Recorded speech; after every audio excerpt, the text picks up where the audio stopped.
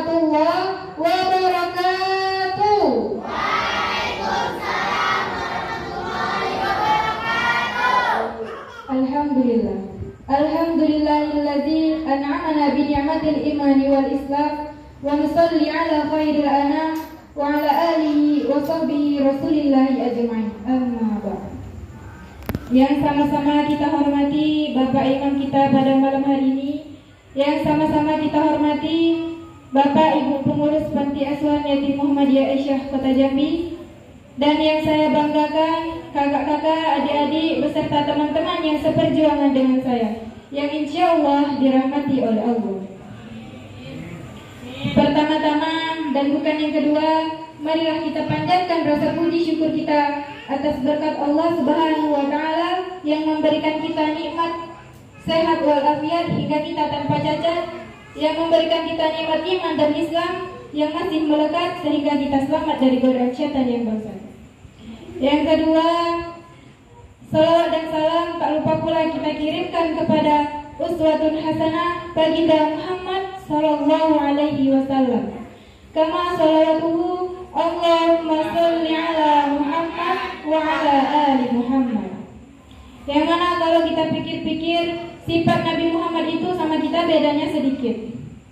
Kalau Nabi Muhammad sedikit bicara, kalau kita sedikit-sedikit bicara. Kalau Nabi Muhammad sedikit tidur, kalau kita sedikit-sedikit tidur. Kalau Nabi Muhammad sedikit makan, kalau kita sedikit-sedikit makan. Maka dari itu bedanya kita sama Nabi Muhammad itu cuma sedikit-sedikit.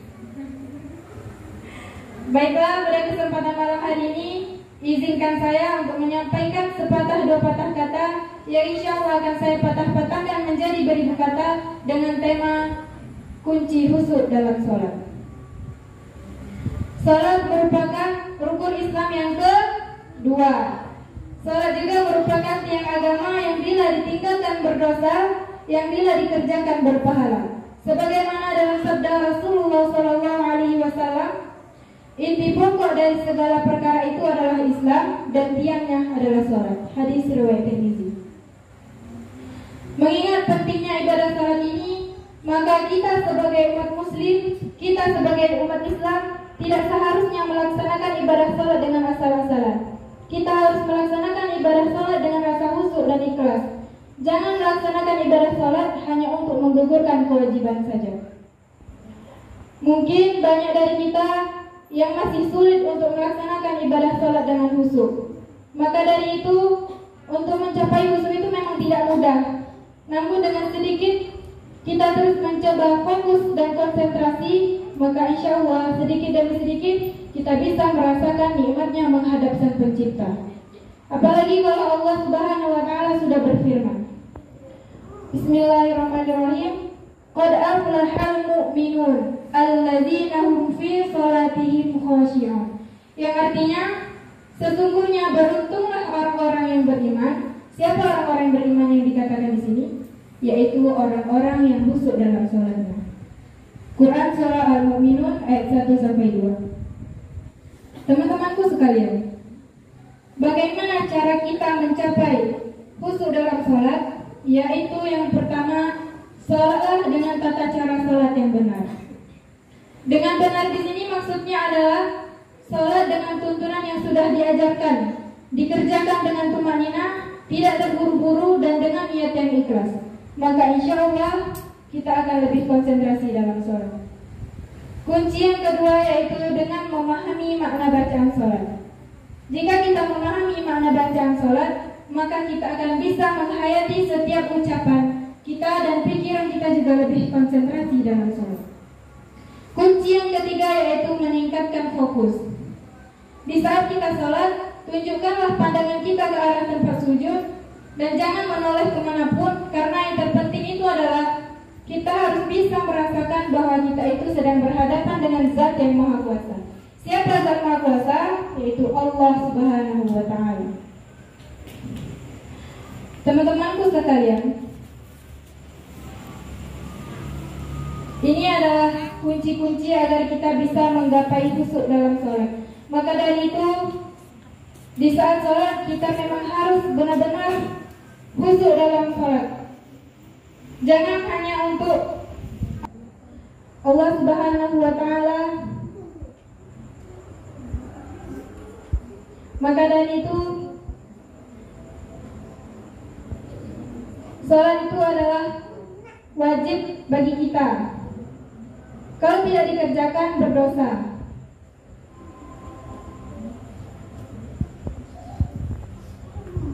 Seorang lelaki mendatangi rumah Imam Abu Hanifah.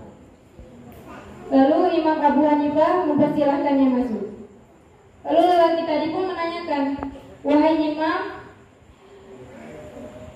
aku sedang lupa menaruh hartaku di mana. Apakah engkau bisa menyelesaikan ini?" katanya. Awalnya Imam Abu Hanifah itu bingung. Ini bukan pekerjaan seorang ahli fikih katanya. Lalu dia berpikir sejenak.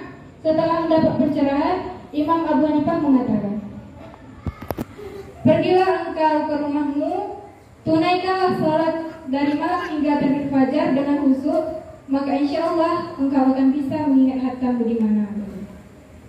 Lalu lelaki tadi pulang dan langsung mengerjakan sholat tadi. Tak butuh waktu lama, di kesekian sholatnya ia langsung mengingat di mana ia menaruh hartanya tadi. Dan dia cepat-cepat merampungkan sholatnya, pergi ke tempat itu. Keesokan paginya, ia datang lagi ke rumah Imam Abu Hanifah. "Wahai Imam, kok engkau bisa tahu aku menaruh hartaku di mana di saat aku sedang sholat? Kok engkau bisa tahu aku mengingatnya di mana?" Lalu Imam mengatakan, "Karena aku tahu setan tidak akan membiarkanmu sholat sendirian begitu saja, dan setan akan membiarkanmu mengingat hartamu dibanding mengingat sholat." Jadi di sini kita bisa mengambil hikmah bahwa di setiap kondisi apapun kita harus mengingat Allah, kita harus mengingat sholat. Teman-temanku sekalian, sudah khusyukkah sholat kita? Apakah di saat sholat kita masih memikirkan dunia atau hanya memikirkan Allah Subhanahu wa Ta'ala? Maka dari itu, mari sama-sama kita memperbaiki sholat kita. Untuk kesempurnaan sholat kita dengan cara kita harus mencapai khusyuk dalam sholat. Karena jika kita khusyuk dalam sholat, Allah itu akan memandang kita. Kata Rasulullah SAW, Allah akan memandang hambanya di saat sedang sholat selama dia tidak berpaling. Jika dia memalingkan wajahnya, maka Allah juga akan berpaling darinya. Hadis riwayat Nasai. Teman-temanku sekalian, sholat itu bukan part time, bukan juga santai, apalagi no time. Sholat itu harus dengan full time, karena mati itu anytime. Sekian dari saya, kurang dan lebihnya saya mohon maaf. Sebelum saya tutup, saya akan membawakan pantun. Sungguh enak ikan tuna, ditambah saus menjadi pedas. Cukup sekian dari saya, karena materinya sudah kandas. Sekian dari saya, nun wal qalami wa ma yasturun. Subhanakallahumma rabbana wa bihamdika asyhadu an la ilaha illa anta astaghfiruka wa atubu ilaik. Summa salam.